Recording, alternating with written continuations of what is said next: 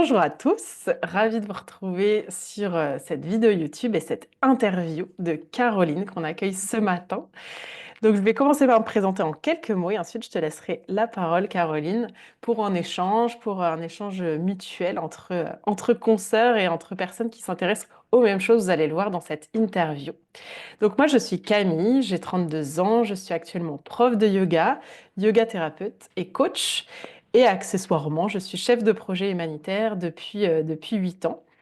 Donc, je cumule toutes ces casquettes-là. Et aujourd'hui, je me suis spécialisée dans le yoga adapté aux douleurs, mais aussi aux tensions émotionnelles qui se cristallisent dans le corps et tout ce qui a trait à la psychosomatisation. Donc, on va en parler un peu avec Caroline parce qu'elle aussi, elle s'intéresse de près au sujet et vous allez le voir, elle a de l'expérience, de l'expertise et plein de choses à nous partager. Donc, je vais te laisser la parole, Caroline. Est-ce que tu peux te présenter en quelques mots et nous raconter ce que tu veux nous dire sur toi? Ok, ça marche. Bonjour à toutes et à tous aussi. Merci Camille de m'accueillir aujourd'hui pour pouvoir partager ensemble sur nos sujets communs. Vraiment, merci à toi, ça me touche beaucoup et voilà, c'est une Mhm. grande chance pour moi que tu puisses me demander ça. Donc franchement, merci beaucoup. Avec Et plaisir. alors du coup, moi je suis donc Caroline. J'ai bientôt, très bientôt 43 ans. Je suis fonctionnaire d'État à 90% et je suis aussi professeure de yoga thérapeutique et yoga fonctionnel depuis 3 ans maintenant. Voilà, donc j'en suis venue à vouloir être professeure de yoga parce que j'avais commencé moi-même à faire du yoga déjà depuis plusieurs années. J'ai commencé en 2017 suite à un diagnostic d'une pathologie. Alors, j'ai deux pathologies. Une première pathologie assez connue, je dirais, c'est la scoliose. Voilà, donc ça, c'est voilà, le problème Ok. au niveau de la colonne vertébrale que les gens connaissent plutôt en général, connaissent voilà, moins de noms. Donc la Et colonne vertébrale en forme de S, hein, c'est ça, grosso voilà, modo? alors c'est ça. Alors moi, alors il y a plusieurs formes, enfin plusieurs Ouais, formes de scoliose. La mienne n'est pas, alors il y a un S, double S, enfin il y a vraiment plusieurs, voilà. ouais. La mienne, elle part juste un peu sur le côté. Voilà, mais c'est une pathologie qui crée des tensions musculaires parce que justement, comme la colonne dévie, alors elle dévie un peu en S, mais elle est aussi en 3 dimensions. Et donc, il y a une déformation de la cage thoracique. Donc moi, par exemple, c'est en haut à droite, j'ai une grosse déformation de la cage thoracique, ce qui fait que ça tire énormément sur les muscles. Et donc, j'ai Ok. souvent un endroit voilà, très douloureux lié à cette pathologie-là.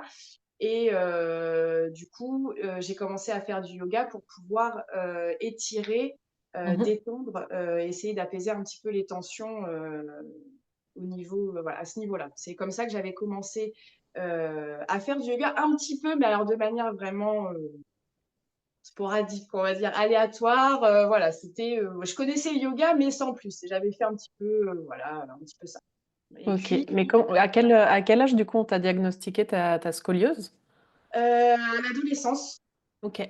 Donc, ma scoliose, en fait, elle a été diagnostiquée à l'adolescence. Je devais avoir 12, bah non, un petit peu plus, une quinzaine d'années. Ouais, je devais avoir 15 ans. Et en fait, elle a été traitée par un corset Ok. pendant 2 ans. Donc j'avais un corset jour et nuit. Donc la colonne est redevenue droite après le traitement par corset, sauf que ce que je ne savais pas, ce que j'ai appris après avec tous mes cours d'anatomie que je fais et pour échanger avec d'autres personnes spécialisées, en fait, je pensais que ma colonne ne redévirait pas après le traitement avec le corset. Et en fait, une scoliose, en fait, ça dévie quasiment toujours tout le temps. En fait, ça repart toujours à un Ok. moment donné. Et en fait, Ok. j'ai pas fait de suivi, j'ai pas fait attention. Et c'est au moment de ma grossesse que cette fameuse douleur dans le dos est revenue, parce que forcément, Mhm. avec le ventre qui pousse, ça tire encore aussi, il y a des compensations qui se font. Et c'est là qu'en fait, on m'a dit que j'avais enfin, j'ai cru qu'on m'a dit que j'avais de nouveau ma scoliose, mais en fait, non, elle a toujours été là, elle a Ouais. toujours dévié, mais j'avais pas de douleur à ce moment-là. Et en fait, avec la grossesse et depuis la grossesse, c'est là, donc j'avais 32 ans, c'est là Mhm. que, du coup, je me suis dit: «Oui, il faut que je fasse quelque chose» parce que j'avais des grosses douleurs et c'est mon ostéopathe qui m'avait dit: «Bah, essaye le yoga, tu verras, Ok. pour étirer, ça va te faire du bien». Donc c'est là que j'avais, commencé, voilà. Et ce qu'il faut savoir, c'est qu'en fait, quand on a une scoliose, là où il faut faire attention parce qu'au niveau hormonal, en fait, bah, l'ossature, elle change, donc c'est à l'adolescence. Donc c'est pour ça que souvent à l'adolescence, c'est là que la scoliose se déclare. Enfin, on Ouais. voit que la colonne commence à dévier. La grossesse avec, voilà, et la ménopause. Donc ces 3 Trois périodes, périodes où il faut faire voilà, attention et suivre attentivement pour voir si elle a évolué, quoi. c'est ça, exactement. Ok. Donc c'est vrai que quand on a une scoliose, contrairement à ce qu'on enfin voilà, à ce que moi je pensais, en fait, un traitement ne suffit pas, il faut faire un suivi toute la vie, en fait. Ouais. Et donc d'avoir des radios de temps en temps, avec voilà, pas forcément un spécialiste, mais médecin traitant pour voir comment ça évolue parce que, bah, parfois, ça peut évoluer gravement sans qu'on s'en rende compte. Donc Hmm. Intéressant. Non, ça, je savais pas. J'avais cette image aussi. On se fait traiter avec un corset à l'adolescence. C'est très contraignant. Enfin, je l'ai vu avec ma petite sœur qui a eu une oui. scoliose aussi. Elle a eu un corset. Et j'avais l'impression qu'une fois le corset passé, vu qu'on a solidifié un peu, c'était mon idée reçue, bah après, c'est bon pour toute la vie, quoi. Mais en fait, c'est pas le cas. Alors c'est pas forcément le cas, voilà. Donc en fait la moi, par exemple, ma scoliose à l'adolescence, elle était lombaire, donc elle a été traitée au niveau Ouais, lombaire par le corset et maintenant elle est à la charnière dorso-lombaire. En fait, elle est d'accord. montée. Voilà, elle est montée et elle a dévié Hmm. un peu plus haut, en fait. Voilà, donc après, c'est pas forcément systématique et ça va pas forcément en fait, le corset, ça va éviter que ça s'aggrave. Oui. Voilà, ça va éviter en tout cas, moi, c'est tout ce qu'on m'a expliqué. Mhm. Mais ça, voilà, ça veut pas dire que ça reviendra pas et voilà, peut-être que moi, c'est arrivé seulement avec la grossesse, peut-être avant. Comme j'ai pas eu de suivi Ouais. entre, Je peux pas savoir comment ça a bougé, je quoi. peux pas dire parce qu'entre 16 et 10, enfin, le corset, je l'ai arrêté à 17. Ouais. Peut-être que j'ai eu un contrôle à 10. Oui, non, j'ai dû avoir un contrôle un petit peu après. Et Mhm. après, pendant, on va dire, 10 ans, bah, j'ai pas eu entre 20 et 30, j'ai pas eu de suivi du tout. Donc, comment elle a évolué, bah, je ne sais pas. Donc, c'est Ouais. pour ça que, voilà, pour les personnes qui ont des scolioses, alors peut-être que ça ne bougera pas forcément ou un petit peu, mais c'est important de savoir que ça peut bouger et que Ouais. c'est quasiment systématique que ça bouge et que donc le suivi, il doit se faire quand même, pas forcément tous les ans, mais au moins régulièrement de Régulièrement. contrôler, voilà, parce que Ok. c'est un piège. Donc voilà. Donc ça, c'était Super la intéressant. voilà, la première, donc ma première pathologie et pour ces douleurs-là au niveau du dos musculaire, le yoga, ça me soulage énormément. Mm. Heu, Déjà, j'ai moins souvent cette douleur qui revient et surtout que dès que je pratique le yoga, la douleur s'en va. Ça, c'est Ah, c'est fou. Tu te mets à pratiquer, la douleur s'en va. la Ok. douleur s'en va et après je la ressens plus, dans les heures qui suivent, je la ressens plus. Donc Comment tu ça, l'analyses, ça? bah, je sais pas, je pense que c'est vraiment l'étirement sur le moment parce que comme c'est vraiment tellement contracté, tellement au niveau de la déviation de la Mm. cage thoracique, c'est tellement contracté que du coup, ça je sais pas, Le fait de ça mettre de l'espace, ouais. ça Ça dénoue change le nœud, complètement quoi. de la colonne parce que comme en fait, moi, j'ai tendance à partir sur le côté droit, en fait, si je fais pas attention. Donc en Ok. fait, tous les muscles ici, ils compensent là, c'est hyper, raide, tout ça et là, c'est complètement Mm. lâché, en fait. C'est complètement D'accord. et Ok. et en haut, pareil et en fait, le fait de tout étirer et de vraiment allonger la colonne, c'est vrai que dans mes cours, je le dis aussi, c'est toujours d'allonger le plus possible la colonne vertébrale parce qu'on sent que, bah, enfin, en plus, on se tasse. Enfin, même tout le monde sans pathologie particulière au niveau de la colonne, on a tendance à se tasser aussi avec l'âge et d'être un peu avachi parce qu'on est toujours aussi ou sur les écrans ou enfin voilà, si on travaille sur ordinateur. Et rien que Ouais. juste déjà de, bah, ça passe par la respiration aussi, mais déjà, Ouais. et de sentir la colonne qui s'étire. Moi, je sens avec mes muscles qui sont bah, complètement disproportionnés, en fait, on va dire. Je sens déjà quelque chose qui se Qui passe se dans le corps. libère. Voilà, Ok. qui libère. Donc, de toute façon, pour toutes les pathologies du dos en général, la pratique du yoga, soit thérapeutique ou pas thérapeutique, je pense que c'est quelque chose qui devrait être ancré un petit peu plus que ça ne l'est. Ouais. Et c'est vraiment quelque chose qui fait beaucoup de bien. Et Ouais, j'ai une super. élève en cours particulier qui souffre de fibromyalgie pardon, et de scoliose. Et elle a une double scoliose. Et depuis qu'elle pratique le yoga avec moi, enfin c'est voilà, elle sait que dès qu'elle pratique pas, alors c'est vrai que c'est la problématique, c'est qu'il faut pratiquer tout le temps. Voilà, c'est Ouais, c'est important ça. de le dire. C'est pas de la C'est magie, pas un c'est seul cours où hop, ça y est.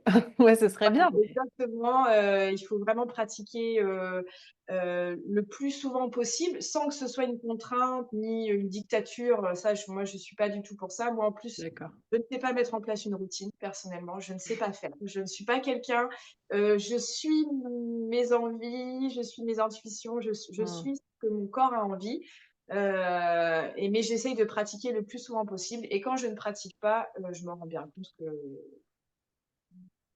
c'est Mmh. compliqué au niveau du dos.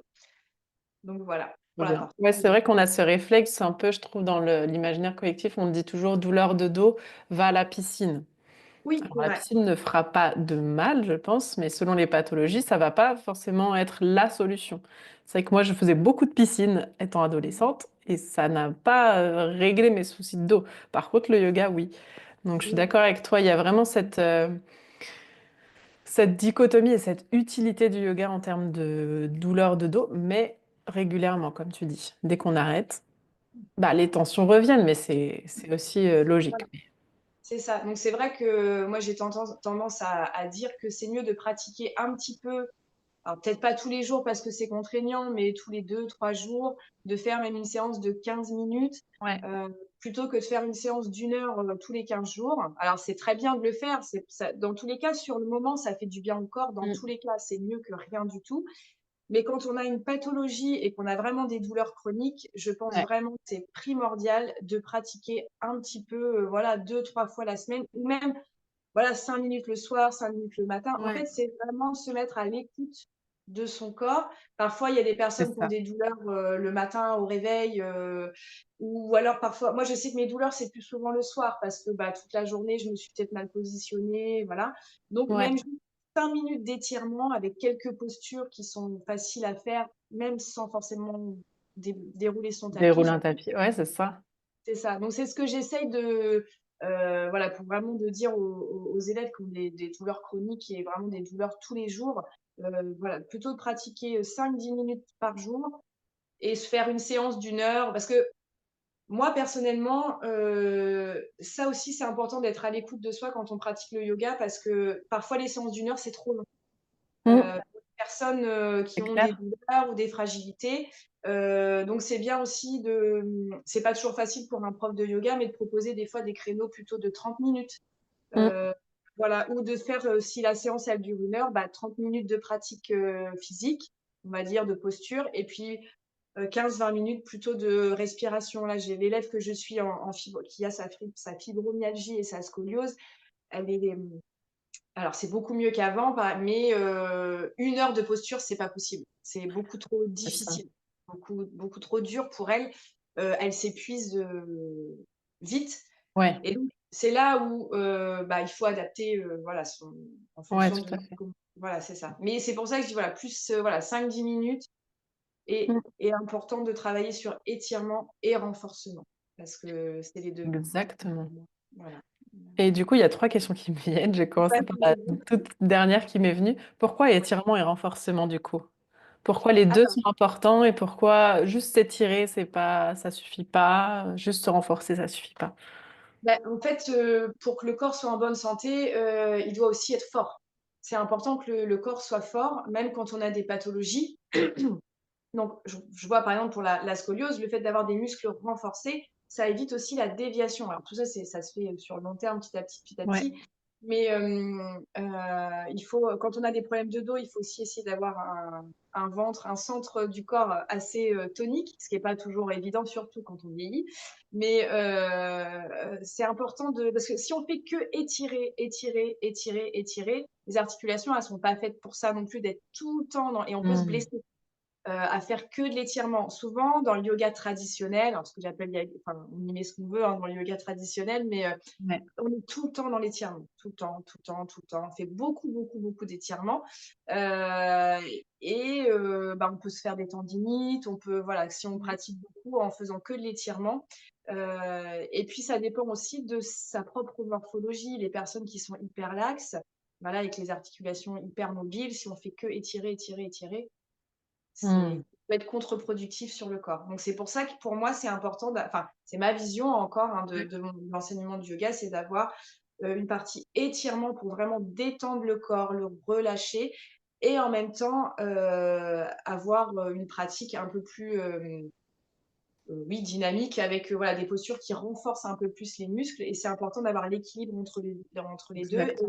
qu'on travaille aussi en yoga fonctionnel, qui pour moi va très bien avec le yoga thérapeutique parce qu'on est vraiment à l'écoute de son corps, et c'est vraiment important d'avoir cet équilibre que je trouve on n'a pas forcément dans le yoga traditionnel. Super intéressant. Non, c'est clair, étirement, renforcement, en équilibre entre les 2, c'est l'essentiel. Et du coup, ça m'amène à ma deuxième question, qui est, quelle est la différence et quelles sont peut-être les principales caractéristiques, les avantages de chacun entre yoga thérapie et yoga fonctionnel? Alors, dans le yoga thérapeutique, on va souvent, travailler sur une pathologie. Ça enfin, Ouais. moi, c'est comme ça, en tout cas, que les élèves viennent à moi ou je travaille avec mes élèves, c'est que souvent, il y a une pathologie.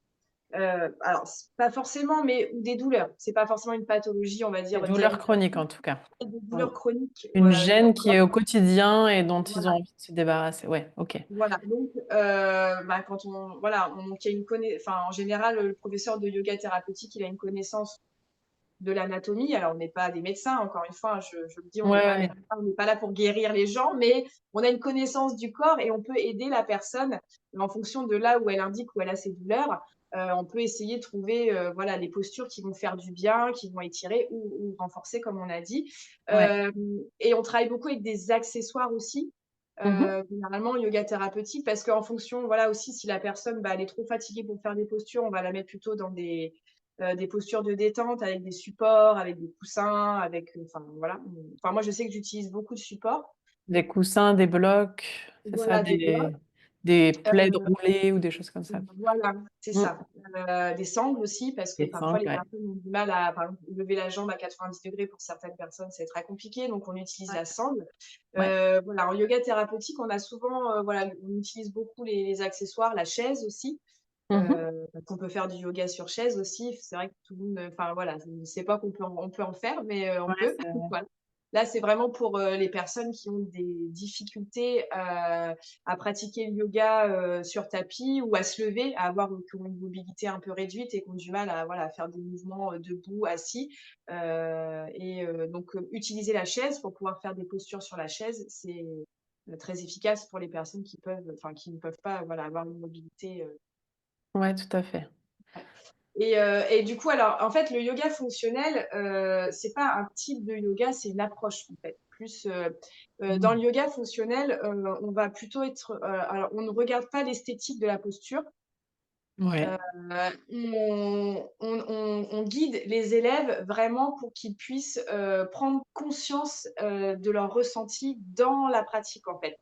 Parce que chaque corps est différent, c'est ce qu'on nous apprend en yoga fonctionnel, chaque corps est différent et donc il y a plein de postures qui ne sont pas adaptées à tout le monde. Ouais. Parce que dans l'enseignement du yoga traditionnel, il y avait un alignement, enfin il y a un alignement à respecter, on met le pied comme ça, le pied comme ça, les bras comme ça, et puis si ça fait mal dans le bas du dos, bah, c'est pas grave parce qu'il faut que la posture elle soit comme ça. Alors Ouais. j'exagère un peu, hein, c'est juste pour que les gens comprennent, mais Ah Heu, oui. en yoga fonctionnel, on va dire que le résultat de la posture, c'est pas du tout ce qui compte. C'est pas le plus important. C'est Le vraiment résultat visuel, tu veux dire. Ouais. le résultat visuel, pardon, voilà, c'est Ouais. ça, de respecter un alignement qui fait que, bah, c'est bon pour le corps. Non, parce que, bah, il y a des alignements qui vont pas à tous les corps et en fait, moi, avant d'avoir cette conscience, on va dire, je me suis fait souvent mal. En Mm. pratiquant le yoga parce que mon corps est déformé par la scoliose et donc forcément, il y a des postures, surtout, bah, d'un côté, où je ne peux pas faire et en fait, je me forçais à me dire: «Mais c'est pas Mm. normal, j'arrive pas à mettre voilà, à être bien comme ça, mettre mon bras comme ça, ma jambe comme ça». Donc je forçais mon corps à se Ok. mettre dans la posture qu'on m'avait apprise, elle devait être faite comme ça. Et du coup, et ben, en travaillant en yoga fonctionnel, on fait moins attention à vraiment l'esthétique de la posture, mais comment, la posture nous fait du bien et si le pied il est un peu décalé, si c'est pas grave, enfin voilà, on travaille vraiment comme ça et yoga fonctionnel, c'est aussi, étirement, renforcement. On travaille beaucoup sur, l'équilibre entre les 2. Mais en yoga l'approche fonctionnelle, elle est pour tout le monde. Elle est pas forcément pour des gens qui ont des pathologies, voilà. Il y a un côté, voilà, un peu différent du yoga thérapeutique. On va pas les enfin, pas traiter, c'est pas le bon mot, mais accompagner. On va Accompagne, pas ouais. aller accompagner quelqu'un qui a une pathologie. Tout le monde peut faire, Ouais. avoir cette approche fonctionnelle. Ouais, ouais, tout à fait, c'est super intéressant. Donc les 2 se complètent très bien, mais on n'est pas obligé de les faire ensemble, en fait. Non, voilà, c'est ça, parce que c'est vrai que, l'approche fonctionnelle, c'est assez dynamique en général quand même, Ouais. c'est pas un yoga qui est très enfin, alors qu'en yoga thérapeutique, moi je trouve que c'est un yoga qui est en général assez doux. Mmh. On n'est pas dans la vitesse, on n'est pas dans Ouais. les enchaînements, on n'est pas dans le flow. Alors après moi j'essaye de mettre du flow quand même parce que mais Ouais, d'une manière, alors c'est ce que j'appelle moi un peu à ma sauce le flow thérapeutique parce que c'est important de mettre du mouvement et de bouger. Heu, carrément. voilà, mais voilà, une personne qui a des douleurs chroniques, elle va pas être capable de suivre un cours de vinyasa pendant 1 heure parce que ça va trop vite Ouais, et c'est ça ça. peut se faire mal. C'est ça. Donc L'approche thérapeutique, elle est individuelle, mais fonctionnelle, ça peut être un peu ça peut être plus collective. c'est ça. C'est vrai qu'en général, yoga thérapeutique, on va plus travailler en individuel parce qu'on va être au plus près de la pathologie de la personne pour Ouais, pouvoir l'accompagner du mieux possible.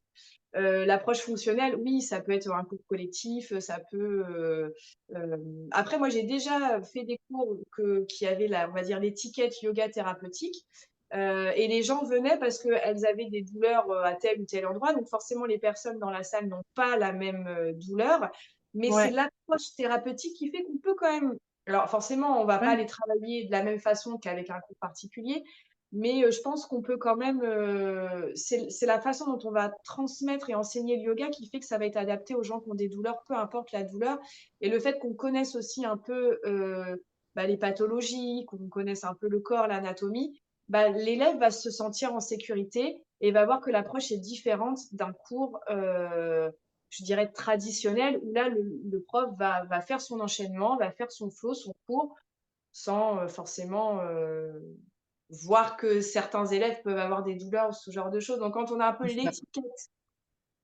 thérapeutique, c'est d'autres types de personnes qui viennent au cours aussi. C'est pas Ouais. les voilà, c'est un peu ça. C'est des personnes aussi qui ont une démarche plus avancée peut-être de vouloir écouter ou de savoir déjà écouter son corps et ses messages, ses signaux.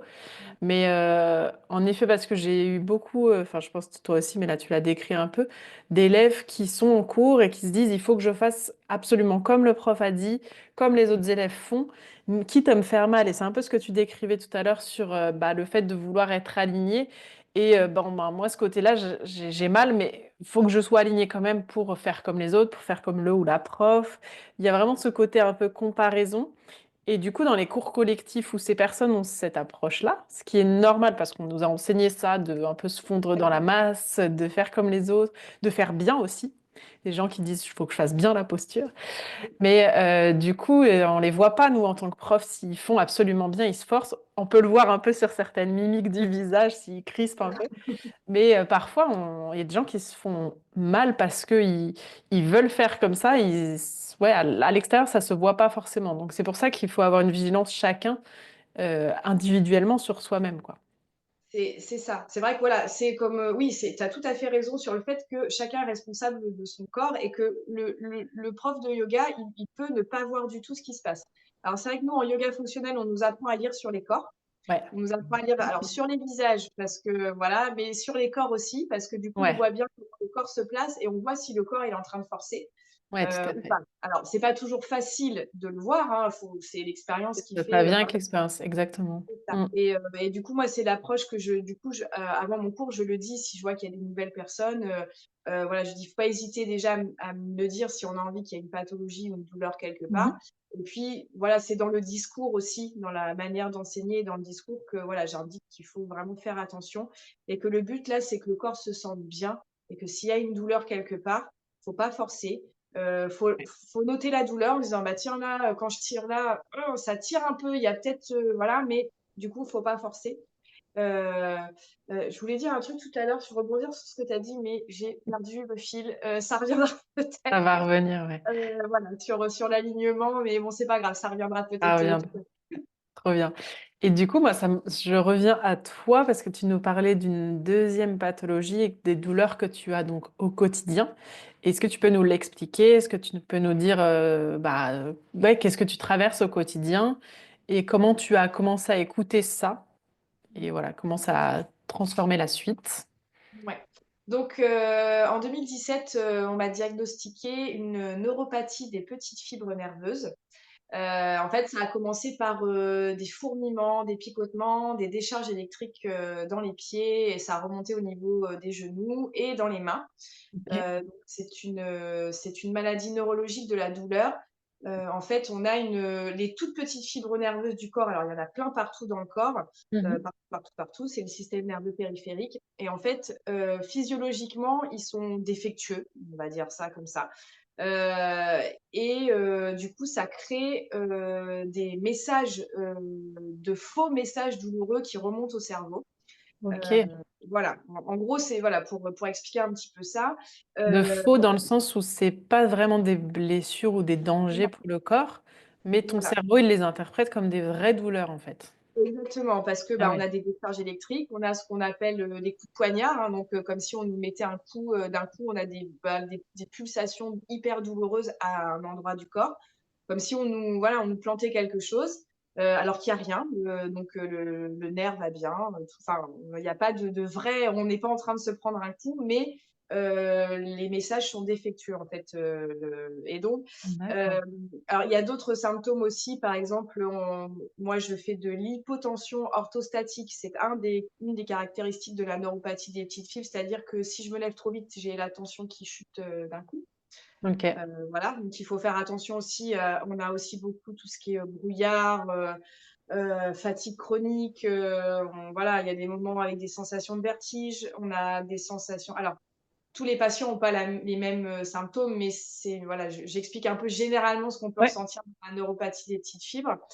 On peut avoir des sensations de vibration dans tout le corps, comme si en fait, on ressent puissance, je sais pas combien, tout ce qui se passe dans le corps, en fait. Donc, parfois, on peut avoir voilà, des sensations de vibration, comme si tout le corps à l'intérieur vibrait. Ah Il y a ouais. aussi des sensations de brûlure. Ça, c'est pareil. Beaucoup de personnes, donc moi, quand je suis en crise de sensation de brûlure, c'est tout au niveau du torse, comme si tout le torse était en feu. Il n'y a pas de réaction sur la peau. C'est pas rouge, c'est Oui, pas, d'accord. voilà. C'est vraiment, encore une fois, les nerfs qui envoient un message, comme s'il y avait un danger, comme s'il y avait, ouais, des brûlures, sauf que c'est pas le cas. Alors les crises, bah, ça dépend des personnes, hein, ça peut durer, des semaines, des mois, mais en fait, il y a des symptômes qui sont permanents. Donc, par exemple, moi, les miens, c'est, les fourmillements et les picotements dans les mains, et les pieds, c'est non-stop. C'est 24 heures sur 24, ça ne s'arrête jamais. Heu, mais je ne les sens plus. Enfin, j'ai réussi T'as à appris à vivre avec, du coup. j'ai appris à vivre avec, donc j'ai beaucoup moins de crises, je sais même plus les avant je comptais, mais ma dernière grosse, grosse, grosse crise, elle doit être à 3 ans peut-être, non, 4 ans peut-être, je sais plus. Ok. Heu, où là, j'avais vraiment pendant 2 mois des sensations de brûlure dans le corps, mais non-stop, c'était horrible, Ah ouais, 2 mois, c'est long, hein? très long. Donc et puis en termes de traitement, moi je suis suivie par un médecin spécialisé de la neuropathie des petites fibres en médecine interne, qui est, enfin vraiment super et qui un jour m'a dit: «Vous savez la douleur, on ne sait pas traiter avec les médicaments, on ne sait pas faire.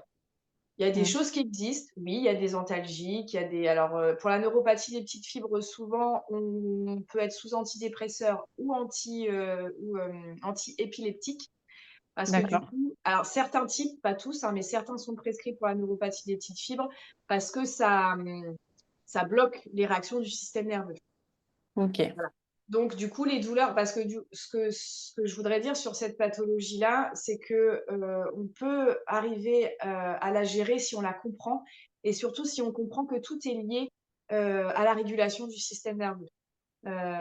C'est quelque chose que j'essaie d'introduire de plus en plus dans mes accompagnements. Parce que la douleur, elle est, gérée par le système nerveux, Ouais. cerveau, mais enfin le cerveau fait partie du système nerveux, mais Le bout de la chaîne, entre guillemets, le ouais, cerveau, finalement. c'est ça. Le cerveau, lui, il interprète et il renvoie. Il dit: Ouais, «OK, tu m'envoies ça comme signal. Bon, bah, moi, en fait, je te renvoie ça comme signal». Enfin, en gros, c'est montant descendant. C'est un peu ouais. comme ça que ça passe par la moelle épinière et ça redescend. Et en fait, dans les pathologies de la douleur, plus on arrive, à travailler sur, la régulation du système nerveux, moins les ressentis sont forts. Qu'est-ce que tu veux dire par régulation du système nerveux, du coup? Alors, on a 2. Je vais essayer de faire simple. On a 2 branches dans le système nerveux, périphérique. On a en gros l'accélérateur, hein, donc le système nerveux, sympathique qui, dès qu'on a un coup de stress, quelque chose qui nous fait peur, quelque chose qui nous angoisse ou, par exemple quand on est en voiture et qu'il faut qu'on file d'un coup parce que, là c'est notre système nerveux sympathique qui s'active parce qu'il faut Mmh. qu'on réagisse à un danger. OK. Voilà. Donc là, tout s'active, donc on peut avoir, le cœur qui s'accélère, la tension qui monte. Ça, c'est les réactions du système nerveux sympathique et à côté de Son nom ça, ne l'indique pas. non, voilà, c'est non, il est pas oui, effectivement et à côté, on a le parasympathique, c'est le frein. En fait, on a c'est pour essayer d'avoir une image que je Mmh. trouve Ah, assez c'est simple. intéressant comme image. On a l'accélérateur et on a le frein. Et en Ah. fait, réguler son système nerveux, ça veut pas dire être tout le temps, zen, détendu, trop bien, la vie est belle. Non, Ouais, ça veut pas dire ça. Réguler son système nerveux, c'est quand on a l'accélérateur, c'est réussir à remettre le frein derrière. En fait, c'est arriver à basculer, à avoir cette bascule, parce qu'on a tous, tous les jours, au quotidien, dans la vie, des choses qui nous stressent, des choses qui nous angoissent, des réactions de nos systèmes nerveux parce qu'il faut combattre, il faut fuir, tout ouais, s'active. Et arriver, quand on est dans le stress chronique, c'est qu'on est activé tout le temps, tout le temps, tout le temps, tout le temps, et que jamais on arrive à avoir des moments où on relâche, on redescend, on se sent bien, on se sent détendu. Et quand on a des maladies neurologiques, des maladies de la douleur et qu'on est tout le temps activé, parce qu'avoir une maladie comme ça, c'est très angoissant, c'est très ouais, inquiétant. c'est On a de clair. nouveaux symptômes qui arrivent, on a peur tout le temps et c'est normal en fait. Et en fait, quand on Et en plus, arrive, c'est des maladies, d'ailleurs, c'était une question que je voulais te demander, c'est une maladie assez rare que tu as? Ou est-ce que ça alors, concerne beaucoup de monde? je pense que c'est une maladie qui est diagnostiquée depuis pas très, très longtemps, qui est OK, connue, qui est reconnue parce que moi j'ai la reconnaissance de travailleur handicapé, donc c'est une maladie qui est reconnue. Par OK, contre, je pense que c'est une maladie qui est extrêmement mal diagnostiquée encore. C'est une maladie qui n'est pas connue des médecins. OK. Voilà, parce que moi j'ai beaucoup de personnes qui viennent, sur mon compte Instagram, qui viennent me parler suite par exemple, enfin j'ai fait un podcast sur la neuropathie des petites filles, qui viennent vers moi parce qu'ils ont l'impression d'avoir les mêmes symptômes. Mmh. Ouais, Ils ne sont pas diagnostiqués, ils sont baladés de spécialiste en spécialiste. Même encore maintenant, c'est une maladie qui n'est pas diagnostiquée et très mal d'accord. diagnostiquée en fait. Mais je pense qu'il y a beaucoup de gens qui l'ont.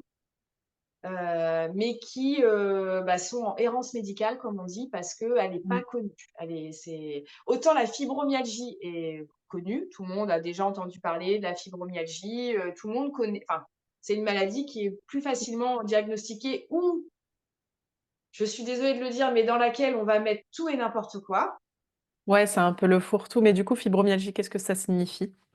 Dans Alors ton la fibromyalgie, c'est une maladie qui est, diagnostiquée avec, alors je ne sais plus le nombre de points, mais le spécialiste, il va indiquer qu'il y a, je crois que c'est 16 points douloureux dans le corps et c'est OK, souvent au niveau des articulations.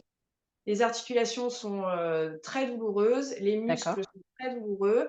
On n'est pas du tout dans la douleur, neurologique. On n'est pas du tout dans le fourmillement, on n'est pas dans tout ce qui est fourmillement, décharge Décharge électrique, électrique, ouais.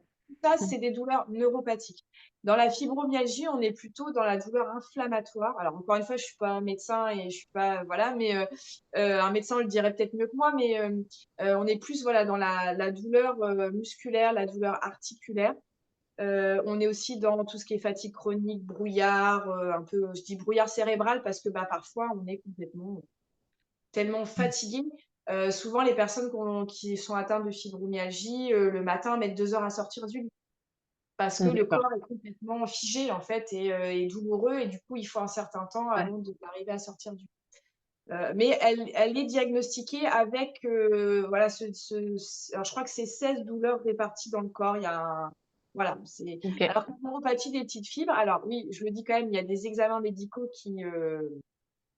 qui diagnostique la neuropathie des petites fibres Ouais. et notamment, la biopsie cutanée. En fait, on prend un morceau de peau au niveau de la cheville et un morceau au niveau de la cuisse et en fait, on Et voit qu'il y a une, différence. Alors là, c'est hyper, technique, donc je pourrais pas non plus expliquer, mais en fait, il y a une différence entre les petites fibres du bas et les petites fibres du haut, mmh, et qui montre que celles du bas, parce que c'est souvent en bas que c'est détérioré en fait et c'est diagnostiqué comme ça.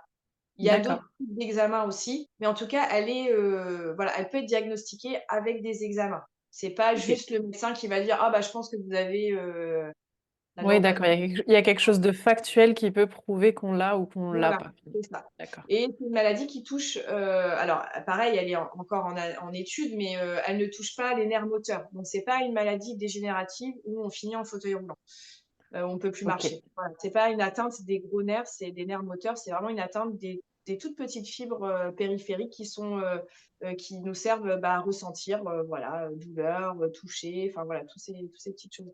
OK. Et toi, du coup, au quotidien, comment tu as mis en place cette régulation entre l'accélérateur et le frein, là, dont tu nous parlais? Alors du coup, bah, par la pratique du yoga, c'est comme ça que voilà, j'en suis venue vraiment à pratiquer, vraiment régulièrement le yoga. C'est à partir du moment où on m'a diagnostiqué cette maladie parce que moi j'ai dit: «Je veux pas prendre de traitement». Mmh. Je me suis tout de suite dit: «Je veux continuer à vivre normalement. Je veux pas que la douleur, m'empêche de vivre normalement» et donc mon médecin m'a dit: «Bah, essayez», donc j'ai fait une thérapie par la sophrologie pendant 1 an et demi qui m'a fait beaucoup de bien aussi pour accepter et essayer parce que j'avais beaucoup de crises de panique au début. J'avais beaucoup de enfin, Ouais. cette maladie, elle me terrorisait, en fait. Donc j'avais énormément de crises de panique, voilà et plus j'avais peur, plus j'avais ces crises de panique, plus les symptômes étaient démultipliés, énormes. C'était, invivable, en fait et quand Ouais, j'ai c'est ce que commencé tu disais, à quand on est tout le temps actif, en fait, sur le côté accélérateur et ben, comme tu dis, le stress, l'angoisse, la peur d'avoir mal fait qu'on a de plus en plus mal, en fait, c'est ça? exactement et ça, c'est enfin, c'est une évidence, en fait, mais c'est des choses que les médecins ne vont pas forcément prendre le temps Ouais. d'expliquer, en fait. Ouais, c'est Voilà, clair. le médecin, on le voit un quart d'heure et il nous dit, voilà: «Vous avez Mmh. tel truc, machin, tel médicament», mais les médecins ont pas cette approche-là et je pense que c'est ce qui manque, aux patients parce que je pense sincèrement que quand on connaît sa pathologie, quand on apprend à connaître son corps, donc par le yoga, enfin, c'est une évidence, savoir comment son corps réagit dans le mouvement. Avec le yoga, on travaille beaucoup aussi sur la respiration, ce qui, travaille sur le système nerveux, sur la détente, Mmh mh. hem et quand on arrive à, enfin moi, c'est ce que j'ai mis en place, hein, pour répondre à ta question, la pratique du yoga, quasi quotidienne pendant un petit moment, vraiment là, j'avoue que c'est un petit peu moins parce que parfois le quotidien rattrape un peu, mais là, je suis allée chez l'ostéo hier, elle m'a dit: «Non, reprends, reprends, reprends». Ton OK. corps te dit que OK, ton corps te dit que là, tu es, bloqué partout, donc reprends. OK, ça OK, marche et en fait, voilà, en travaillant avec le yoga, en en travaillant sur la connaissance de mon corps, parce que ouais. en fait, je suis persuadée que comprendre ce qui se passe dans le corps, Mmh. c'est essentiel, pour arriver à vivre sereinement avec ce qui nous arrive, en fait et ne pas avoir peur. Exactement.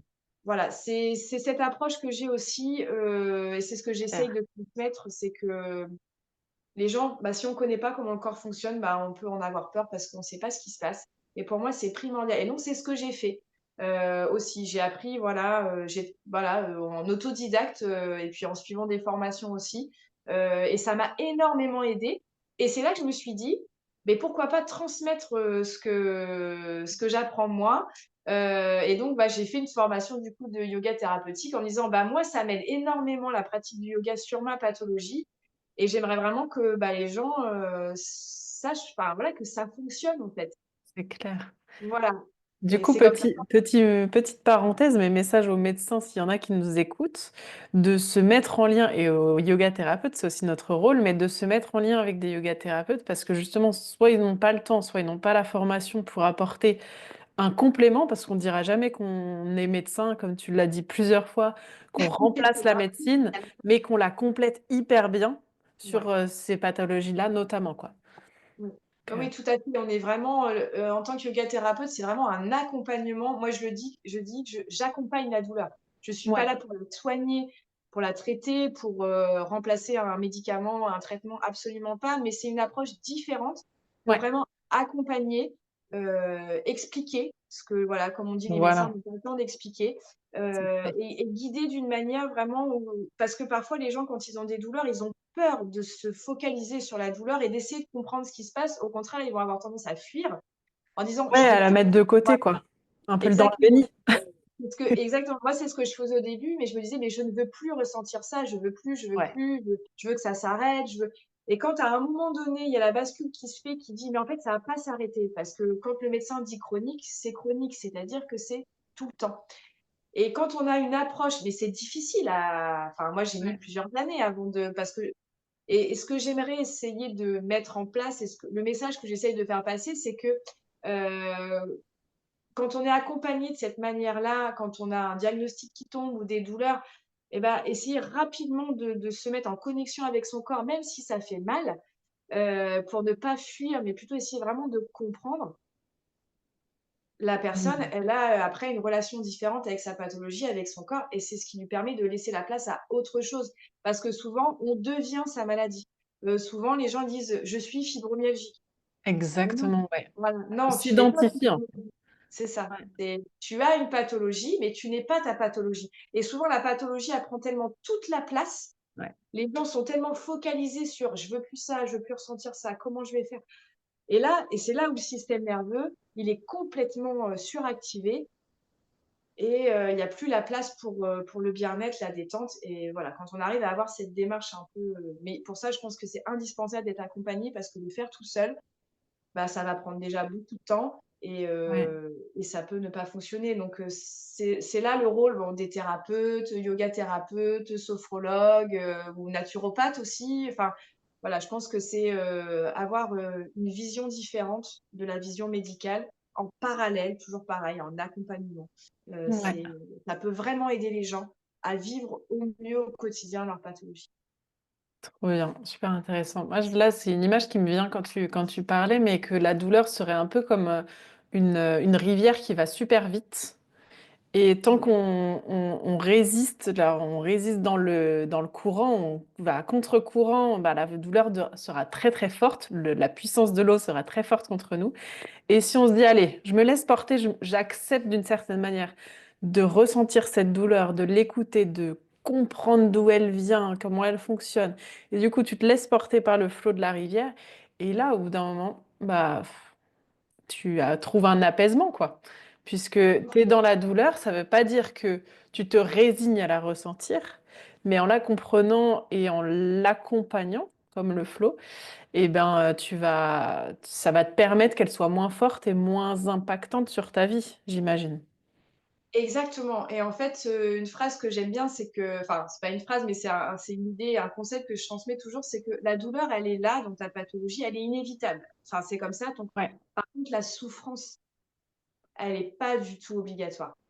Il y a une différence entre la douleur et la souffrance et en fait, quand on arrive à vivre notre douleur différemment, il y a plus de souffrance, en fait et c'est la souffrance, c'est vraiment quand la douleur se transforme en souffrance que là, vraiment, le corps et c'est normal que la personne, bah, il peut y avoir de la dépression, il peut y avoir enfin, il y a plein de choses qui se mettent en place parce que la souffrance, elle est tellement forte, bah, que la c'est le voilà, le système nerveux, il supporte plus, le corps ne supporte plus et c'est là où tout peut lâcher, qu'on peut être en burn-out. On peut être en burn-out à cause pas simplement à cause du travail, mais avec, parce que, bah, on est tellement dans la lutte que voilà, à un moment donné, bah, le corps lâche, le système nerveux lâche et il y a plus rien parce que, cette souffrance, elle est hyper forte mais c'est un travail qui est, voilà, qui est long à faire, mais on peut, on peut ne pas ressentir de la souffrance. On peut juste avoir des douleurs qui sont là et vivre avec, à côté même, enfin voilà et moi je franchement maintenant j'arrive à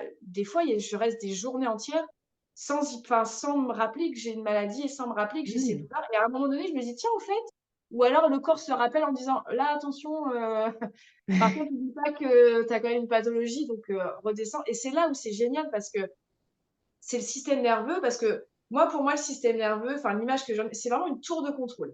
Le système nerveux, c'est lui qui va capter tout ce qui est, notion de danger, en fait. Donc Ouais. c'est-à-dire qu'à un moment donné, il y a des dangers extérieurs et il y a les dangers intérieurs et vraiment le rôle du système nerveux autonome, c'est vraiment cette tour de contrôle et quand on arrive à bien l'écouter, à bien le ressentir, et ben, à un moment donné, on dit: «OK, OK, je t'entends, calme-toi, repose-toi, prends» enfin voilà et Prends un café.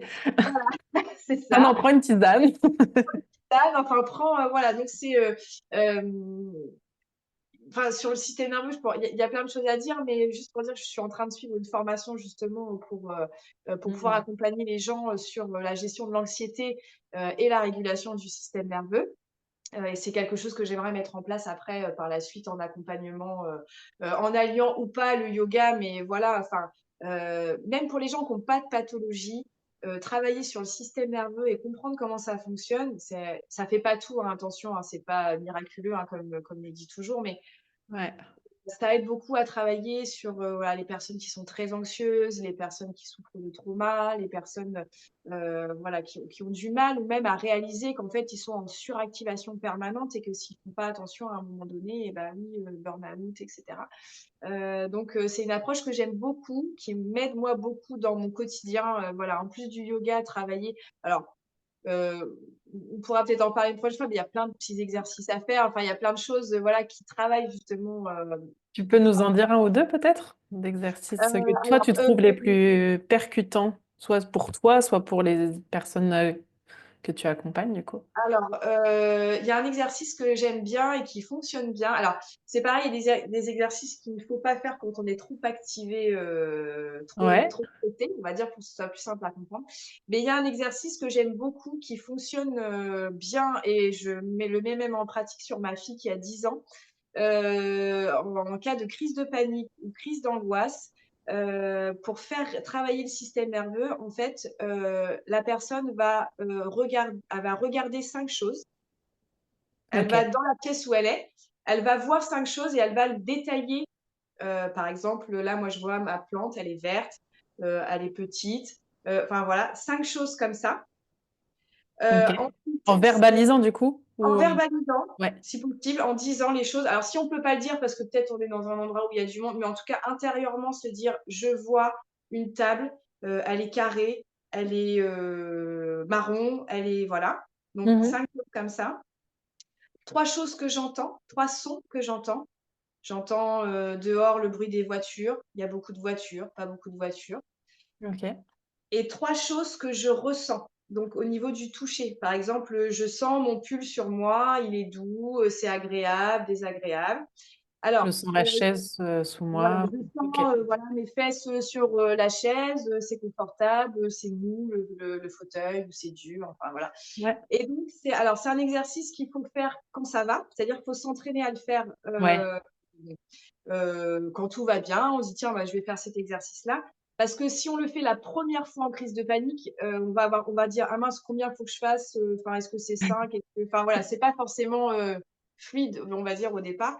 Donc ce ouais. qu'on conseille, c'est, de le faire, s'entraîner un petit peu à le faire, par exemple au bureau. Bah, là, tiens, je fais une pause. Bon, bah, tiens, je regarde 5 choses, j'entends 3 sons et je sens 3 sensations. Ok. Et quand on le fait en crise de panique, crise d'angoisse, et ben, en fait, le cerveau, du coup, il va tout de suite se focaliser sur, ce qu'on est en train de voir, ce qu'on est en train d'entendre et en fait, du coup, tout de suite, toute la partie, panique, va complètement redescendre, Ouais, et tout de suite, parce que parfois on dit souvent, quand ça va pas, il faut respirer, respirer, respirer et parfois, en fait, bah, la respiration, elle va enclencher, voilà, autre chose qui va ouais. encore activer encore plus. Donc ça, c'est vraiment, voilà, par exemple, un exercice qu'on peut mettre en place, quand on est sujet aux crises de panique, par exemple. Super intéressant. Voilà. Merci beaucoup. Et tu parlais aussi beaucoup de d'écouter ton corps, écouter les messages. Et, et tu parlais au tout début aussi de, il y a des jours, tu fais pas ta routine telle que prévue, entre guillemets, parce que tu suis ce dont ton corps a envie. Comment tu reçois et analyses ces signaux de le corps a envie de ça, le corps me dit ça? C'est peut-être une question un peu Alors dure, c'est ouais, mais... c'est pas facile à il y a des états du système nerveux qu'on arrive plus facilement à ressentir que d'autres. Hem, Par exemple, moi, je sais qu'un ouais, j'ai du mal à, attends, comment je pourrais dire ça? Là, par exemple, je sais que ce soir, quand je vais rentrer de mon travail, j'ai ciblé, je sais que je vais faire une séance de yoga restauratif. Donc vraiment le côté, en gros, je bouge quasiment pas et je m'active pas. Pourquoi? Parce que d'une, hier, ma séance d'ostéo a fait que mon corps a été, Ouais, bien malmené et que c'est mieux de pas trop faire pendant les 2 3 jours qui viennent, de pas faire de trucs de sport intensif ou ce genre de ouais. choses. Et en fait, je ressens dans mon corps que j'ai besoin de me poser. J'ai Mmh. besoin de me détendre. J'ai besoin de faire quelque chose pour, me ressourcer, donc quelque chose qui me fait du bien, qui me fait plaisir. Par contre, je sais que je vais pas enfin, je vais pas réussir à faire quelque chose de physique. OK. Heu, alors par contre, là, c'est ce que je ressens là, ce matin. Ouais, Là, en c'est même ça. temps, on parle, voilà. Par contre, ce soir, quand je vais rentrer, je vais me faire ma séance de yoga, mais je vais me dire: «Alors, est-ce que tu as toujours envie?» Je vais vraiment voilà, me concentrer sur ce que je ressens en termes d'émotions, ou de ressenti du corps. Si par exemple, j'ai, des douleurs parce que voilà, j'avais une grosse tension ici, bon, je sais que si j'ai toujours cette tension-là, je vais me dire: «Non, voilà, fais plutôt une pratique douce qui va te détendre, qui va t'apaiser».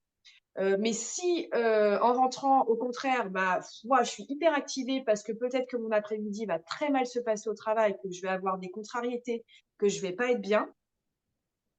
En rentrant, quand on est activé comme ça, on a plutôt tendance à avoir envie de faire quelque chose, justement, plutôt dynamique et peut-être que du coup, je ferai une pratique de yoga dynamique parce que Au mon moins, après-midi, ça stoppe un peu le «cerveau» entre guillemets voilà, et puis ça c'est ça. défoule. Ouais. Exactement, parce que quand on est Mmh. très activé, qu'on est très contrarié, que ça va pas, faire une méditation, ça marche pas. Enfin C'est ça. voilà, parce que encore une fois, le système nerveux, lui, il va se dire: «Attends, moi, je suis hyper à fond, je suis là, je suis activée» et elle, qu'est-ce qu'elle fait? Elle me met dans le silence et elle me dit: «Ah voilà, mets-toi dans ton corps, dans ta bulle, intérieurement, ressens, et lui, il est là: «Non, moi, je veux pas». Donc en C'est fait, c'est clair. ça qu'on travaille et qu'on apprend dans nos formations sur tout ça, c'est vraiment se dire: «Non, le système nerveux, il a besoin que tu le fasses redescendre, mais il faut que tu fasses attention à comment tu vas le faire redescendre». Et alors tout ça forcément, bah, ça prend du temps d'analyser nos ressentis, nos besoins.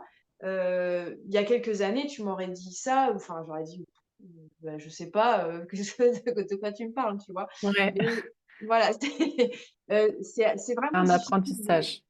Mmh.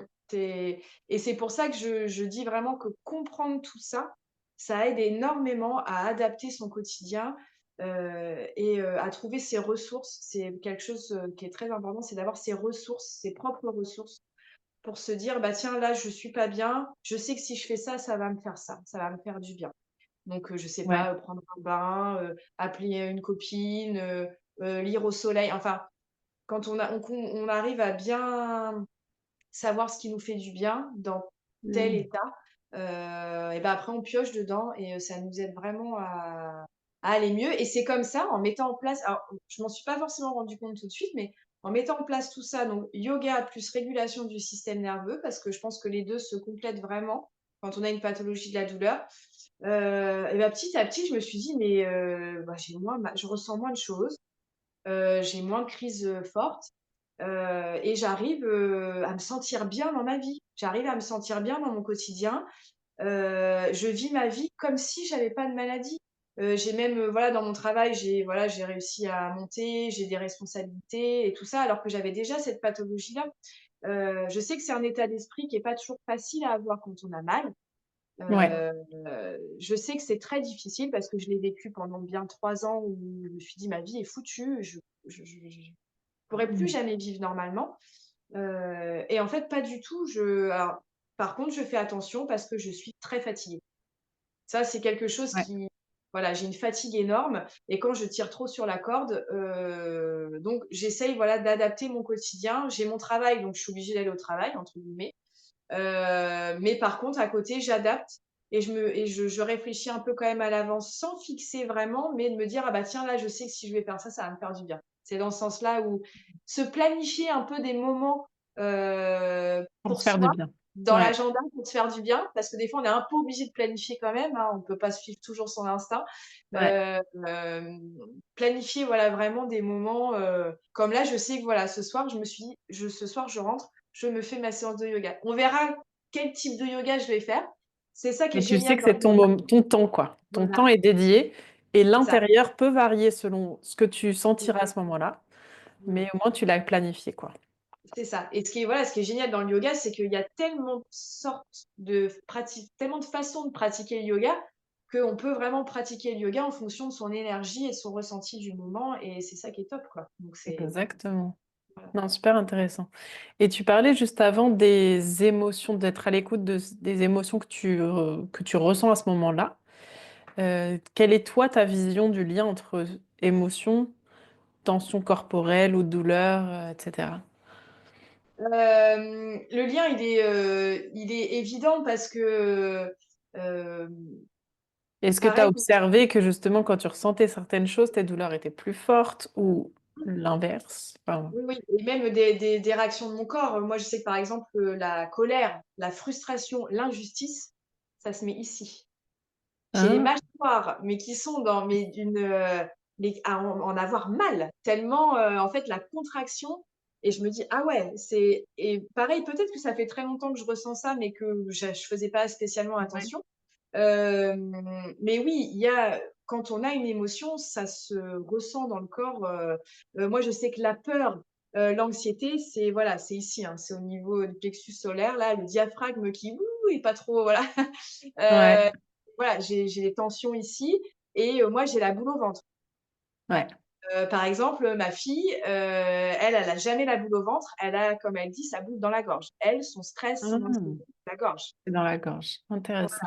Et en fait, ça fait des années qu'elle nous parle de boules dans la gorge. On a même été voir un ORL. En fait, on comprenait pas. Cette, Ah, elle, depuis toute petite, elle disait, «J'ai ma boule dans la gorge, j'arrive pas à avaler», et nous, on pensait à un truc, quelque chose physique. de physique, ouais. Mm. Ah, et en fait, comme elle exprimait ça comme ça, on savait pas trop, et en fait, maintenant que, voilà, elle est plus grande et qu'elle a 10 ans, en fait, dès qu'elle a, une angoisse, une inquiétude, elle: «J'ai ma boule dans la gorge». Maintenant, on le sait, on Ouais. sait que c'est comme ça que ça se manifeste chez elle, et donc oui, il y a vraiment, le corps réagit, vraiment, alors en fonction des personnes, hein, voilà, comme quoi ça peut être boule au ventre, boule dans la gorge, ça dépend vraiment des gens, mais les émotions, elles sont, et puis il y a des gens qui sont beaucoup plus sensibles que d'autres. Mm. Heu, il y a des gens qui vont dire: «Moi, je ressens jamais rien, que je sois en colère ou que je sois triste, dans mon corps, bah, je ressens rien». C'est vrai, et il y a l'hypersensibilité ou pas, et le fait Ou qu'on est-ce ait qu'ils se disent qu'ils ressentent rien ou alors ils n'ont pas forcément encore compris parce qu'on parlait tout à l'heure d'apprentissage à écouter, à entendre ce qui se passe à l'intérieur. Mais il y a aussi ça, quoi. Parce que je pense qu'il y a personne, alors comme tu dis, il y a des gens plus ou moins sensibles, mais je pense qu'il n'y a aucun humain qui ne ressent rien. Enfin, je crois que c'est une maladie de ne ressentir aucune émotion. Mais par contre, c'est une très très faible minorité de l'humanité, quoi. Heureusement et désolé pour eux, parce que ça doit être un peu dur, je trouve, à vivre. Mais voilà, la plupart des gens disent, moi, je ressens rien, mais en fait, c'est pas vrai. C'est qu'ils n'ont pas forcément écouté ce qu'il y avait à l'intérieur. Mais ouais, ouais. ouais, non, non, tout à fait, donc non, non, il y a vraiment il y a vraiment un lien, qui est vraiment puissant entre, voilà, ce qu'on nos sentiments, nos émotions, et le corps, comment il parce que son Ouais. but aussi à lui, justement, c'est de nous faire comprendre que, quand on est trop ou qu'on reste trop longtemps, parce que moi je dis toujours: «Il faut ressentir l'émotion, il faut la vivre, il faut pas la Ouais. bloquer, il faut pas faut la ressentir». Donc en général, en pleurant, par exemple, quand on a de la tristesse ou de la rage ou de la colère, voilà, en pleurant, ça c'est vrai que nous, enfin, moi, l'âge que j'ai, dans les années 80, c'était, «Arrête de pleurer, ne pleure pas, ne crie pas, ne bouge pas, ne fais rien». Enfin voilà, on devait être, Mm. et en fait, bah, il y a plein de choses qui restent tellement enfouies, et quand on parle de trauma, c'est pas forcément des traumas, des choses graves, des événements graves, des accidents graves. On a tous vécu des traumas dans notre vie alors qu'on Ouais. pense avoir une vie «heureuse» entre guillemets, parce que nos parents ne nous ont jamais fait de mal, volontairement, mais en fait, dans certaines de leurs réactions, de leur façon de nous éduquer, de nous faire grandir, nous ont fait beaucoup de mal sans s'en rendre compte, en fait. Ouais. Et tout ça, Ça ça fait que le cristallise corps, à l'intérieur. voilà, c'est ça, le corps, il a tout cristallisé à l'intérieur, il a tout gardé. Et moi, je sais que j'ai un énorme terrain anxieux, qui était mais d'une puissance, depuis toute petite, et qui commence seulement à 40 ans passés, à mais parce que je fais tout ce travail-là, Bah, tout aussi, oui, tu fais le travail de le chercher à le comprendre, à le mmh, réguler, ouais. mmh, Super intéressant. mmh, mmh. Et du coup, on arrive bientôt malheureusement sur la Oui, fin. ça passe vite, hein. Ça passe super vite. Quel conseil tu donnerais, toi, aux personnes qui voudraient se libérer ou atténuer leur douleur chronique et, comme tu le disais, ne plus être enfin, ne pas être dans la souffrance? Je pense que déjà, première chose, si elles ont cette envie de sortir de cette souffrance et de cette pathologie qui envahit tout, Ouais. vraiment de se faire accompagner du mieux possible. Et puis enfin, la première chose déjà, c'est d'essayer de comprendre vraiment par elles-mêmes si elles ont envie, parce que des fois, il y a des gens qui ont pas envie d'aller, Ouais, d'aller creuser. apprendre des choses, chercher, voilà. Mais je pense que vraiment la base, c'est comprendre. Vraiment comprendre et écouter ce qui se passe. Parfois, on écoute, on entend, mais on ne sait pas forcément comment l'analyser ou voilà. Donc Mmh. c'est pour ça que se faire accompagner, par un spécialiste, voilà, comme on a dit, hein, il y a plein de disciplines différentes paramédicales. Et je dirais surtout, c'est qu'il y a toujours de l'espoir d'une façon ou d'une autre. Il y a vraiment l'espoir, il est enfin, jamais, heu perdre d'espoir parce que, il y a toujours un moment donné où les choses s'améliorent. Mmh. Parfois, il faut vouloir travailler pour que ça puisse, vraiment, s'améliorer, mais, c'est pas parce qu'on a une maladie, des douleurs, une pathologie que tout est perdu, en fait. Toujours garder l'espoir et vraiment, voilà, travailler sur son corps et sur la compréhension de son corps, je pense que c'est vraiment, voilà, Essentiel. essentiel. Voilà, chercher le mot.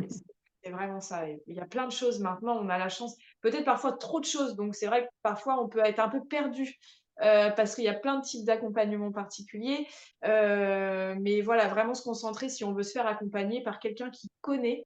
Alors pas forcément quelqu'un qui a une maladie, hein, ça veut pas forcément dire ça, mais quelqu'un en tout cas qui s'est formé, Ouais. et voilà, qui s'est formé, qui connaît la douleur, qui connaît, la douleur chronique, qui voilà, enfin voilà, qui a vraiment cette connaissance-là, qui a cette connaissance du corps, cette, connaissance du système nerveux pour, Mmh. voilà, avoir une approche, qui est pas une approche commune, hein, forcément. Peut-être qu'il y a des médecins qui vont nous écouter et qui vont dire que, c'est pas une approche conventionnelle. Mais, pour moi, c'est enfin essentiel, comprendre vraiment ce qui se passe pour Tout à le fait. vivre. Pour le vivre plus sereinement, ouais, c'est clair. C'est clair. Est-ce que toi, tu as des projets en cours à venir dont tu aimerais nous parler? Est-ce qu'on peut en savoir plus sur ce que tu proposes? Alors déjà sur ce que je propose, donc j'ai, créé 2 petits programmes en ligne donc on peut avoir, facilement. Donc j'ai conçu un programme d'initiation au yoga, donc c'est vraiment, voilà, pour les personnes qui connaissent pas le yoga, un programme d'initiation adapté aux personnes qui ont des douleurs. Donc, Mmh. appelé, la capsule essentielle yoga pour apaiser les douleurs chroniques. Donc, voilà, il est Je construit mettrai tous les liens dans la description de super. l'épisode, donc comme ça, OK, les gens pourront super. retrouver facilement, ouais. Trop bien. D'accord. Donc voilà, c'est vraiment un programme d'initiation où j'explique, voilà, comment alors déjà tous les accessoires qu'on peut utiliser pour pratiquer le yoga, toutes les façons, enfin comment bien se positionner pour pas se faire mal justement et puis je parle du yoga fonctionnel, je parle de l'écoute de son corps, je parle de la régulation du système nerveux, de la gestion de l'anxiété, et donc il y a des vidéos explicatives parce que voilà, comme je dis, pour moi, c'est important de pouvoir, comprendre ce qui se passe. Ouais. Et puis, il y a des vidéos de pratique avec, des respirations, des méditations et des pratiques de yoga et il y a des petits bonus, enfin voilà, donc c'est un petit programme vraiment d'initiation et de découverte, de ce qu'on peut faire, grâce au yoga et à la régulation du système nerveux. Et puis j'ai aussi, conçu une vidéothèque de pratiques de yoga sur chaise, justement pour les Mmh. personnes. peuvent pas pratiquer le yoga sur le tapis ou debout. Donc là, il y a une dizaine de thématiques avec, voilà, avec des vidéos donc pareil, explicatives un petit peu pour bien se positionner. Et puis, bah là, il y a la pratique en elle-même avec des petits bonus aussi. Voilà. Ça, c'est les deux, on va dire, programmes que les personnes peuvent faire enfin, en autonomie. Voilà, Ouais, voilà, il y a pas d'accompagnement. Donc après, bah, je propose pour l'instant, j'ai plus de cours, collectifs, qui sont proposés pour l'instant. Je dis pas que ça va pas revenir. Mais par contre, il y a toujours la possibilité d'avoir un accompagnement en cours particulier, donc bah, ou en présentiel, bon c'est sur Rouen, ou en visio, parce que ça se fait aussi, en visio, parce que là j'accompagne une personne actuellement mi-présentiel, mi-visio, parce que, bah, elle est pas à ouais, côté, enfin voilà.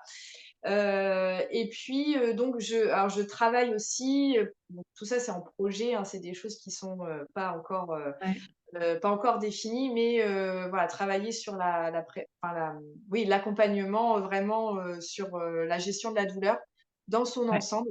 Alors je sais pas Ok. encore sous quelle forme, est-ce que ce sera pareil, un programme un peu autonome, ou plus, des séances de coaching, ou c'est encore comme je suis encore en formation pour, Ouais, la partie régulation du système nerveux. D'abord, mon objectif, c'est de terminer ma formation, ouais, là-dessus, hein, il y en a encore pour quelques semaines. Et puis après, voilà, de réfléchir à comment vraiment accompagner la douleur de manière générale, parce que pour moi, vraiment, travailler sur la douleur chronique, c'est disciplinaire. Il y a plein de choses. ouais. Euh, donc voilà, c'est en cours En cours de formation, de voilà, de création. réflexion sur Effectivement. ce que je peux proposer. Mais comme je le dis, toutes les personnes qui viennent, j'ai beaucoup de personnes qui viennent vers moi, par rapport à la douleur, sans forcément enfin, pas forcément par rapport au yoga ou à la pratique du yoga, mais vraiment Ouais, sur la gestion de la douleur. Et donc en fait, là, s'il y a des personnes qui veulent, faire un cours de yoga, enfin voilà, je dirais que c'est un peu à la carte, et en ouais, fonction de mes disponibilités, j'ai la possibilité encore de pouvoir donner des cours sans problème. Même si je fais pas forcément de pub ou enfin voilà, ouais, ouais. donc, voilà, s'il y a des gens qui sont intéressés, peuvent venir, me contacter, venir vers moi, et voilà, soit pour juste, un cours, un test ou ce genre de choses, ou vraiment partir sur quelque chose de plus, régulier. Depuis Un génial, accompagnement vraiment, plus particulier. complet. Voilà. Génial. Mmh. Trop bien. Et je mettrai aussi ton Instagram dans le lien, mais sinon tu peux le dire aussi à haute voix peut-être, si tu peux nous... Oui, donc mon compte Instagram, c'est Yogali Thérapie. Alors il y a un slash, je sais, Yogali slash du bas là, thérapie. Je crois que c'est ça mais le nom en fait, voilà, c'est Yogali Thérapie. Génial. Et c'est vrai que tout ce que je propose, il y a un lien dans ma bio Instagram. C'est principalement sur Instagram, effectivement. Ouais, J'ai une page Facebook aussi, mais voilà, là où on peut vraiment voir tout ce que je propose, c'est principalement, sur mon compte Instagram. Donc voilà, génial. faut pas hésiter, si les personnes ont envie même juste, voilà, parler, échanger, D'échanger avec toi, ouais. voilà, Personnes qui se sentent peut-être aussi en errance médicale ou qui n'ont pas de réponse autre, elles peuvent échanger, exactement. ouais. C'est J'ai vraiment... beaucoup de personnes qui viennent me parler parce qu'elles ont pas de diagnostic, et Ouais, elles pensent que ça peut être cette pathologie-là. Donc bah, après voilà, j'essaye de les aider comme je peux, voilà, pour les orienter. Parce que parfois ouais, même, j'ai déjà eu une personne qui savait pas du tout, son médecin traitant avait dit: «Bah, je sais pas ce que c'est», et bon, voilà, là, ça permet de dire: «Bah, voilà, voyez avec votre médecin traitant pour qu'il vous oriente vers un service de médecine interne en hôpital, mm, en CHU». Enfin voilà, souvent c'est là, et ça permet voilà, d'orienter les personnes juste, et puis même rien qu'à d'avoir une écoute, on sent que les personnes c'est en ont besoin. clair, heu c'est et clair, voilà, c'est moi, il important. y a pas de souci, les personnes peuvent venir me contacter, au contraire, si je peux les aider comme je peux, ça, il y a pas de souci. Génial. Génial. C'est important de ne pas rester seul, en effet, dans ces moments-là, quand on se sent un peu rejeté du système ou incompris, ou voilà, face à ces douleurs et dans la souffrance, du coup, donc de ne pas rester seul, De pas de rester venir seule. échanger avec des personnes qui connaissent et qui peuvent Exactement, accompagner. Donc, ouais. génial. Mmh. Est-ce que tu as un... Bah d'ailleurs, oui, on s'est connus aussi sur Instagram, toutes les deux. Donc, comme quoi les réseaux sociaux font du lien social. Donc, c'est trop chouette. Exactement. Je pensais pas à ça, mais sincèrement, oui, j'ai rencontré plein de personnes Ouais. grâce à Instagram et il y a vraiment des connexions qui se font, qui sont incroyables. Et franchement, je pensais pas du tout. Avant, j'avais un Instagram perso, mais j'y allais jamais. Enfin, je faisais jamais rien. Et depuis que j'ai le compte professionnel, c'est vraiment ce que je trouve génial dans ce qu'on fait, voilà, dans enfin, être prof de yoga ou travailler sur des thématiques particulières, c'est qu'on rencontre vraiment des gens et ça, enfin, c'est ça que je voulais dire aussi tout à l'heure. Je crois que c'est ça, ça me revient, c'est que avoir un objectif de vie quand on a une pathologie, c'est-à-dire se rendre compte qu'on peut, par exemple, aider les autres. Enfin voilà, moi, quand j'ai commencé à faire ça, Hmm. à être prof de yoga, à donner des cours, à aider, à créer les programmes, à discuter avec les gens, et ben ça m'a aussi énormément aidé à vivre ma pathologie autrement. Voilà, Intéressant. voilà, Ouais. c'est ça. C'est que quand on a une passion, Ouais. quelque chose qui prend de la place, Hmm. bah, la partie aussi, maladie où on rumine tout le temps sur ce qui est en train de bah, ça a moins de place aussi. Et ça fait Tout à partie fait. des choses, qui sont hyper importantes pour moi. Et je pense que les gens vraiment qui arrivent à avoir une passion, on le voit bien, je vois plein de comptes Instagram de gens qui ont des pathologies, des douleurs et cetera, mais qui expriment leur passion. Alors je sais pas, la course, font des marathons, enfin, les gens vivent leur maladie autrement. Ouais, c'est Parce clair. que, ils ont, un objectif dans leur vie, ils ont des passions et où ils ont des missions. Se donner une Exactement. mission comme par exemple moi la mienne, c'est essayer de voilà, de faire passer ce message comme quoi on peut vivre heureux avec des douleurs. Bah, ça m'aide vachement, ça me nourrit et ça c'est hyper oui, c'est ça que je voulais il y a un moment, je sais plus, je voulais le dire et puis et en fait, c'est génial d'avoir moi jusqu'à là, en fait, j'avais pas de passion. Je me disais toujours: «J'ai pas de passion». Je rentrais chez moi, je mettais la télé, enfin, j'avais pas de j'avais mon travail, ma vie, mais il y avait rien qui en Qui plus t'animait, quoi. Qui qui te m'animait. faisait vibrer, ouais. Exactement, c'est ce Hmm. mot-là et ce mot, voilà, c'est exactement animé, qui a quelque chose qui te fait vibrer, quelque chose qui te fait du bien et que, voilà, qui fait que ton quotidien est un peu différent Ouais. et tu dis: «Ah super, je vais faire ça, je vais rencontrer telle personne, je vais parler de ça». Enfin, moi en tout cas, ça me nourrit, ça fait partie de mes ressources qui font que là, je savais que ce matin, on avait ce rendez-vous et je me suis dit: «C'est sûr, ça va être chouette». La preuve, je sais pas à quelle heure il est, ouais, 1h20 et en fait, ça fait 1h20 qu'on parle quasiment C'est clair. Et on pourrait et encore en fait, parler de... voilà, on est animés et à aucun moment, bon, je parle avec mes mains, ça c'est voilà, mais je les range. Mais Non. voilà, c'est quelque chose qui, voilà, qui fait du bien et bah, pendant ce temps-là, le reste, on n'y pense plus. Donc ça aide Ouais, beaucoup. Voilà. c'est clair. C'est clair. Ben, merci pour ce beau message. C'est un beau message pour clôturer, je pense, notre échange. Merci Merci à toi. infiniment, Caroline, pour tout ce que tu nous as partagé. C'était passionnant. Je t'avoue, Merci. je pourrais encore en parler des heures. Peut-être qu'on fera d'autres d'autres discussions sur d'autres sujets, mais merci encore. Vraiment, j'étais très, très heureuse et très honorée de te recevoir, de t'interviewer. C'était un plaisir pour moi. Moi aussi, je suis très touchée. Et donc, merci à toi. Et puis, je mettrai tous les liens dans la description de l'épisode. Donc, si vous voulez retrouver Caroline, vous aurez tous les moyens de le faire. Merci beaucoup. Avec grand plaisir. Passe une belle journée.